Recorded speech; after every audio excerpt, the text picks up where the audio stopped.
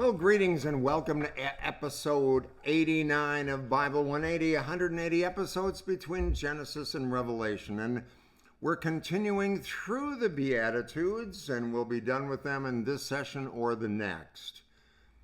But part of the reason that I wanted to spend so much time on the Beatitudes is that they begin the Sermon on the Mount, which is the greatest teaching of Jesus, the manual for discipleship. The Beatitudes are attitudes of the heart, the head, heart, and hands, the destiny that we create out of the way we feel in our heart, think in our heads, act with our hands. And sometimes we think the Beatitudes are things we have to do. They're works that we have to perform. We have to kind of do all this stuff. We have to pull ourselves up by our own bootstraps of the Beatitudes and kind of do all these things in order to be blessed. Well, sometimes when we think, or have you ever heard someone say, God helps those who help themselves. So the Beatitudes, if you help yourself, if you do these things, if you're merciful, pure in heart, that God helps those who help themselves. After all, didn't we get taught in football that winners never quit and quitters never win? So just keep trying harder, because when you do, the Lord will help those who help themselves. Put your nose to the grindstone, my son, and God will help you. It's the gospel of try-harderism or do-gooderism. And that if you do your part, God will help you and God will reward you. Well, that's not what the good book says.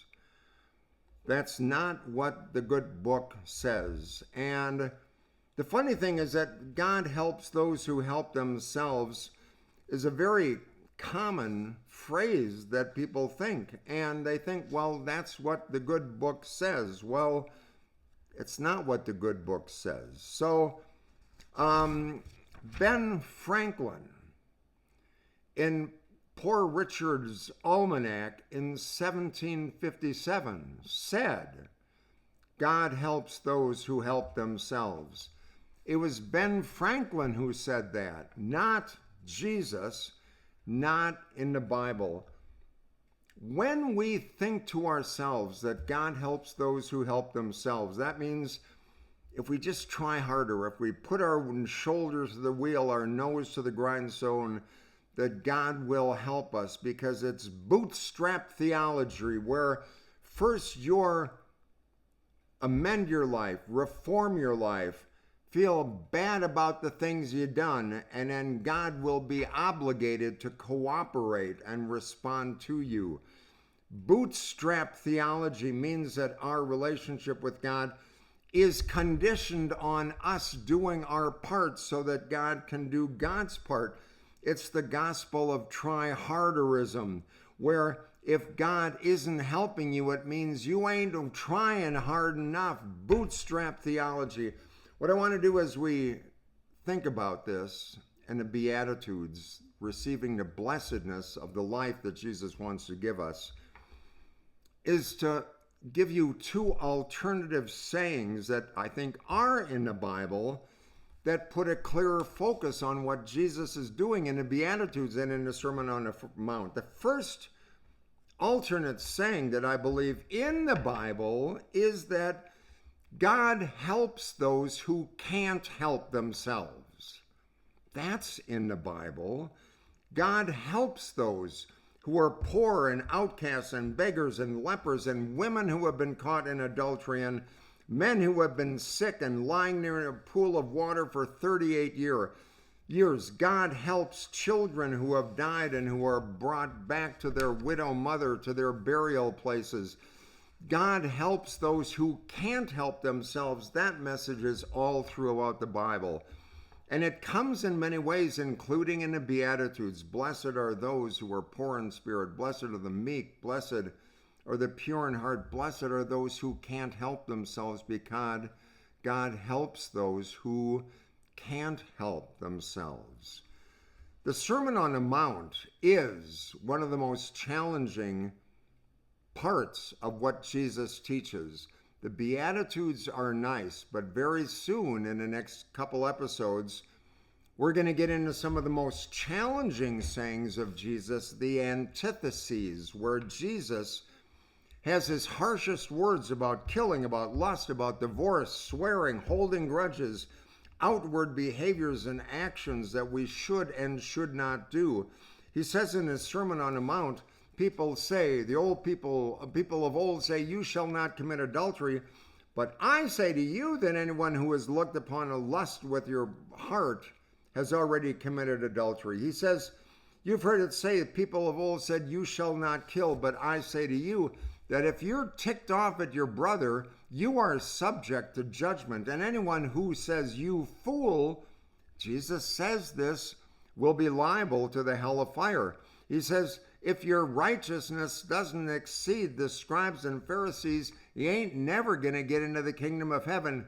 Whoo, man, it's tough stuff there in the Sermon on the Mount as we get into it a little bit more.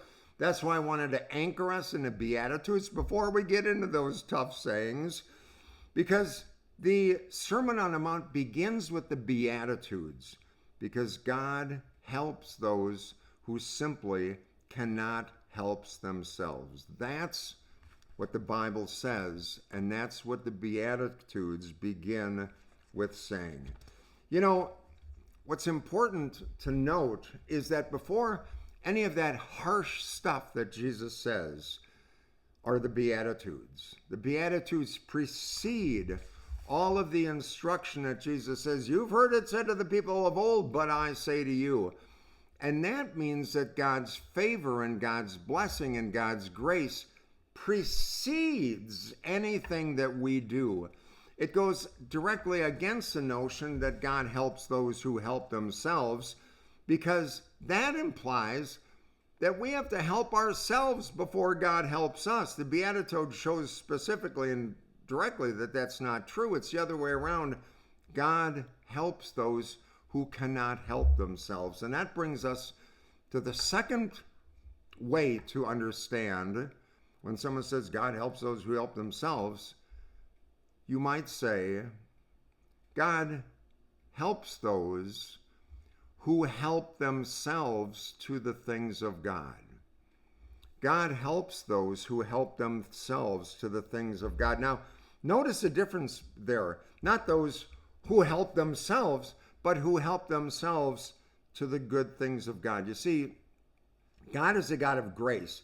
God wishes more than anything for us to reach out and grasp on to his love and grace and forgiveness. God encourages us to move our hearts toward him, to move our lives in a godly direction. God encourages us to step out in faith, like Peter stepping out in the water that we'll talk about in probably another 10 episodes. Jesus invited him to get out of the boat and walk in the water. And Jesus invites us to step out into uncharted waters and to help ourselves to the things of God.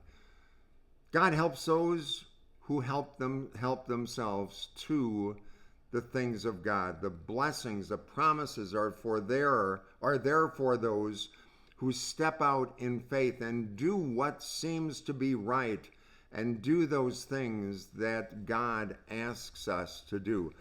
So, God helps those who help themselves? No, but God helps those who can't help themselves, and God helps those who help themselves to the things of God, because we're all a part of God's amazing and good creation.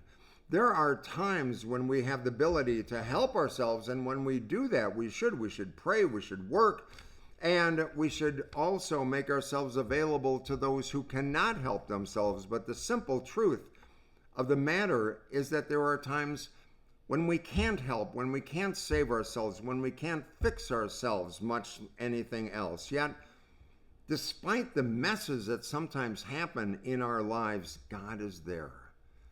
God is there, and God asks us to help ourselves to the things of God, to the grace and goodness and love and mercy and forgiveness that are all there for us to ask for. God walks with us, holds us up by God's Spirit, and God says, I love you, I will not abandon you, I will help you, I will save you, I will keep you, from the turbulent waters that sometimes swirl around you. God helps those who cannot help themselves, and God helps those who help themselves to the things of God. Think about that and make it a great day. And remember to be grateful for the blessings of God. Keep smiling, and I look forward to seeing you on the next episode. Until then, you take good care. Bye-bye.